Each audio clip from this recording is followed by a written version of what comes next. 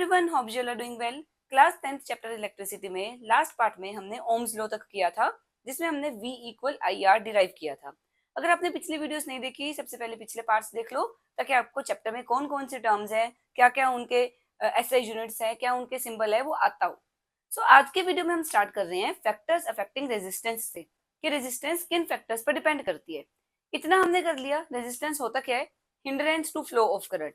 Current के flow में जो रुकावट है उसको हम रेजिस्टेंस बोलते हैं। रेजिस्टेंस की एसआई यूनिट ओम, ओम से रिप्रेजेंट किया जाता है। एसआई यूनिट ओमेगा, ये ओम सिंबल एसआई यूनिट है रेजिस्टेंस का।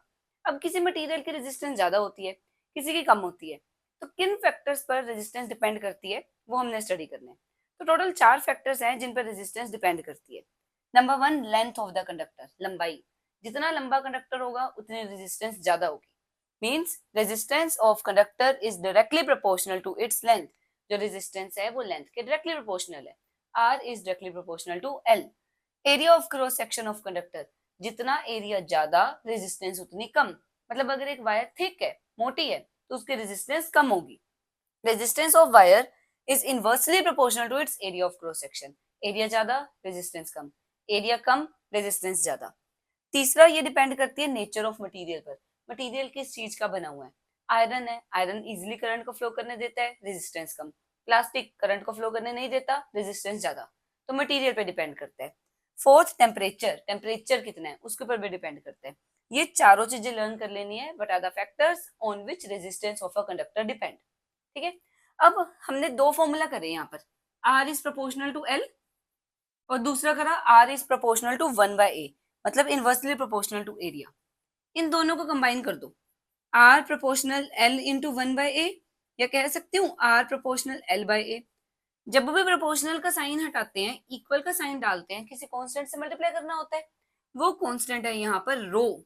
ये जो सिंबल मैंने बनाया है रो, RHO, ये होता है स्पेसिफिक रेजिस्टेंस। स्पेसिफिक रेजिस्टेंस बोलते हैं इसको, या रेजिस्टिविटी। एक ही चीज के दो नेम है, स्पेसिफिक रेजिस्टेंस और रेजिस्टिविटी। रो से रिप्रेजेंट किया जाता है। अब ये जो रो है उसकी एसआई यूनिट्स बनानी है। एसआई यूनिट्स ऑफ रो, रो की एसआई यूनिट्स क्या होंगी? सबसे पहले क्या करो, ये रो को इधर रहने दो, बाकी सब कुछ दूसरी तरफ ले जाओ।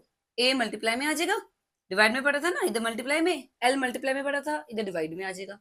अब इन तीनों की यूनिट्स डाल दो। रेजिस्टेंस की यूनिट ओम, एरिया की यूनिट मीटर स्क्वायर, लेंथ की यूनिट मीटर। मीटर से मीटर कैंसिल, यूनिट्स कितनी आ गई? ओम मीटर। तो एसआई यूनिट रेजिस्टेंस की तो ओम है, बट रेजिस्टिविटी की एसआई यूनिट ओम मीटर है। अब ये रेजिस्टिविटी किन फैक्टर्स पर डिपेंड करती है? हमने ये तो पढ़ लिया, रेजिस्टेंस 4 फैक्टर पर डिपेंड करती है, लेंथ पर, एरिया पर, मटेरियल पर कि नेचर क्या मटेरियल की, और टेम्परेचर पर। बट ये जो रेजिस्टिविटी है ना, resistivity only depends on nature of material and temperature. ये नेचर और टेम्परेचर पर डिपेंड करती है, लेंथ ऑफ कंडक्टर और area of cross section of conductor पर डिपेंड नहीं करती। अच्छा, अब यहाँ पर एक वर्ड आ रहा है क्रॉस सेक्शन। इसका क्या मीनिंग है? Area of cross section of conductor. Suppose मेरे पास एक वायर है। अब वायर तो पतली होती है, मैं उसको थोड़ा सा जूम करके देख रही हूँ, सब ऐसे दिखेगी। पतली वायर है, बट उसको जूम करके देखा, सिलेंडर दिख रहे हैं। इसके क्रॉस सेक्शन करना शुरू करो, काटना शुरू करो छोटे छोटे पीसेस में। एक क्यूकम्बर होता है, खीरा, उसको छोटे छोटे पीसेस में काटो, सिलेंडर जैसा होता है पूरा। पीसेस कट करोगे, सर्कल मिलेंगे।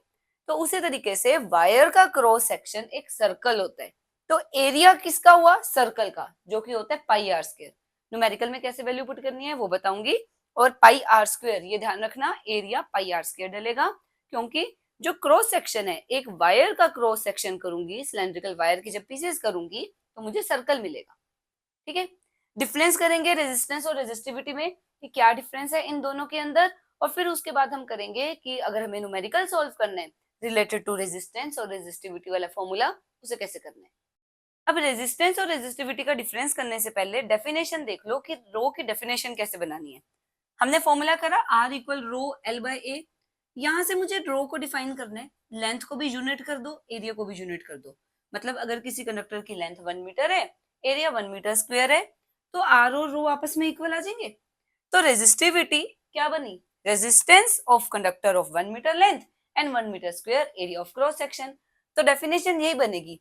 रेजिस्टिविटी होता क्या है? Resistance of conductor of unit length and unit area of cross section. जब लेंथ भी यूनिट है और क्रॉस सेक्शन भी यूनिट है तब उस रेजिस्टेंस को रेजिस्टिविटी बोलते हैं। यहाँ पर लिख लो चाहे, इज कॉल्ड रेजिस्टिविटी। अब रेजिस्टेंस हमने पढ़ा ही हुआ है, it is the hindrance to flow of current. Current के फ्लो में जो हिंड्रेंस है उसे रेजिस्टेंस बोलते हैं। अब रेजिस्टिविटी, एसआई यूनिट, रेजिस्टेंस की एसआई यूनिट ओम, रेजिस्टिविटी की एसआई यूनिट ओम मीटर बनाकर दिखाई थी अभी। किन 4 फैक्टर्स पर रेजिस्टेंस डिपेंड करती है? Length, area of cross section, nature, temperature. Resistivity किन पर डिपेंड करती है? Only on nature and temperature of conductor. सिर्फ कंडक्टर की नेचर और टेम्परेचर पर डिपेंड करती है, ये ना लेंथ पर डिपेंड करती है ना एरिया ऑफ क्रॉस सेक्शन पर डिपेंड करती है। अब देख लेते हैं न्यूमेरिकल्स। क्वेश्चन है, a copper wire of length 2 metre. हमें कॉपर वायर की लेंथ गिवन है 2 मीटर। सबसे पहला काम होता है गिवन लिखो क्या क्या। Area of cross section, area given है 1.7 into 10 raised to the power -6 metre square and it has a resistance of 2 into 10 की पावर -2 ओम। और क्या गिवन है हमें? रेजिस्टेंस 2 into 10 की पावर -2 ओम। कैलकुलेट रेजिस्टिविटी, हमें रेजिस्टिविटी फाइंड करके देनी है। फॉर्मूला यूज करते हैं, R equal rho L by A।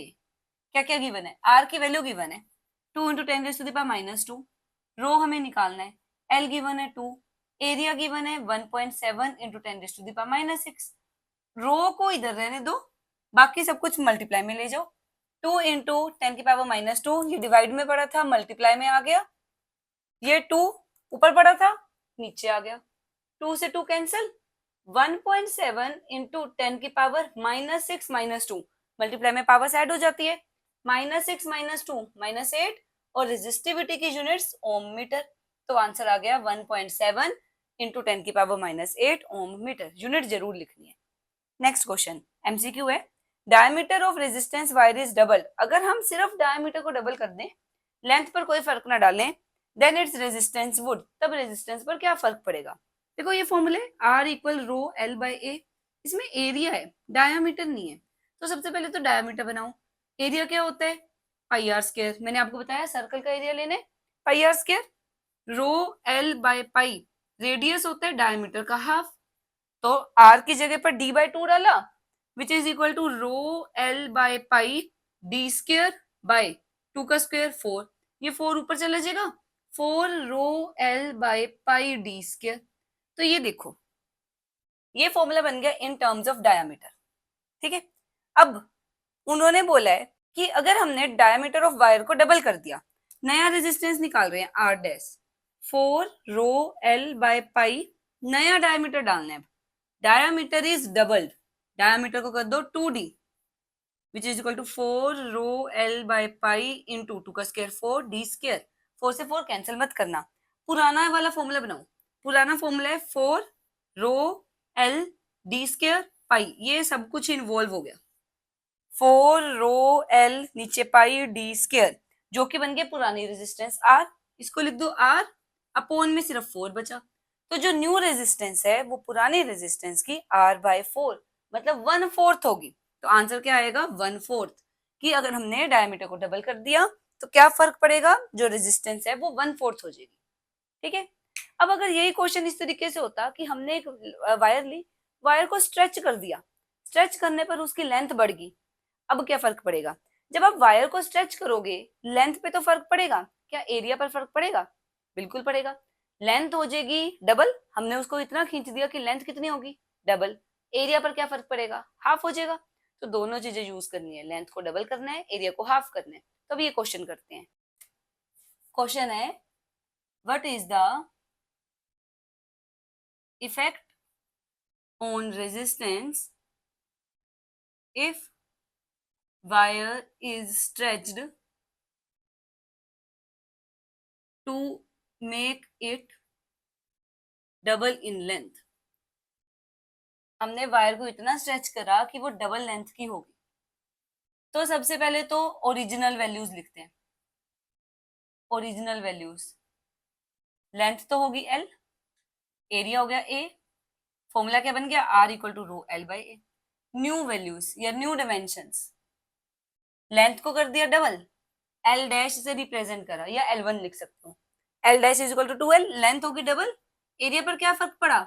Area आधा हो गया, सो आर, नया आर निकलेगा आर डैश, रो पर कोई फर्क नहीं पड़ा, मटेरियल तो वही रहा ना, rho into L dash by A dash, rho L dash की वैल्यू 2l, ए डैश की वैल्यू a बाय 2, ये 2 ऊपर जाएगा, rho l by a as it is, ये 2 ऊपर गया, 2 इंटू 2 4, तो ये पुरानी रेजिस्टेंस बन गई r, तो आंसर आ गया 4r, मीन्स जो रेजिस्टेंस है वो 4 टाइम्स हो जाएगी। अगर हमने उसको स्ट्रेच करा, स्ट्रेच करने पर लेंथ क्या होगी, लेंथ बढ़ गई डबल, अगर लेंथ डबल हुई है तो एरिया हाफ हो गया, ठीक है। ऐसे लेंथ ट्रिपल होती तो एरिया 1/3 हो जाता। तो इस तरीके से ये क्वेश्चन सॉल्व करने हैं। अब एक क्वेश्चन और, रेजिस्टेंस किस केस में ज्यादा है, थिक वायर की कि थिन वायर की। हमने पढ़ा रेजिस्टेंस इनवर्सली प्रोपोर्शनल है एरिया की, यही पढ़ा हमने, resistance is inversely proportional to area, ये क्वेश्चन यही खत्म है। Resistance is inversely proportional to area, area ज्यादा रेजिस्टेंस कम, अगर रेजिस्टेंस कम मतलब hindrance to flow of current कम, करंट को रुकावट कम मिल रही है तो करंट इजीली फ्लो करेगा, मींस आई ज्यादा, क्या पता चल गया। अगर मेरे पास थिक वायर है, thick wire has more area of cross section, area of cross section thick wire का ज्यादा होगा, सो लो रेजिस्टेंस, जो रेजिस्टेंस होगी वो लो होगी, so low resistance and I will be more, या current will flow more easily, जो current है वो और इजिली फ्लो करेगा, the current will flow more easily. तो अगर आपको कंपैरिजन पूछे थिक वायर और थिन वायर में से करंट किसमें फ्लो इजिली कर रहा है, out of thick wire and thin wire, question लिख लो, out of thick wire and thin wire in which current will flow more easily, तो आंसर क्या लिखोगे, थिक वायर में करंट इजिली फ्लो करेगा, क्योंकि वायर जितनी थिक एरिया ज्यादा, एरिया ज्यादा रेजिस्टेंस कम करंट इजिली फ्लो करेगा। ये सारे इंपॉर्टेंट क्वेश्चन है। सो आई होप आपको आज की वीडियो समझ आई होगी। यहाँ तक हमने रेजिस्टेंस रेजिस्टिविटी कवर कर लिया। नेक्स्ट वीडियो में हम स्टार्ट करेंगे कॉम्बिनेशन ऑफ रेजिस्टर्स, उसमें से काफी न्यूमेरिकल्स आते हैं पेपर में जो इंपॉर्टेंट, ओम्स लॉ भी इंपॉर्टेंट है, आगे जो resistance in series and parallel combination वो भी टॉपिक बहुत इंपॉर्टेंट है। सो मिलेंगे नेक्स्ट वीडियो में, टिल देन हैप्पी लर्निंग।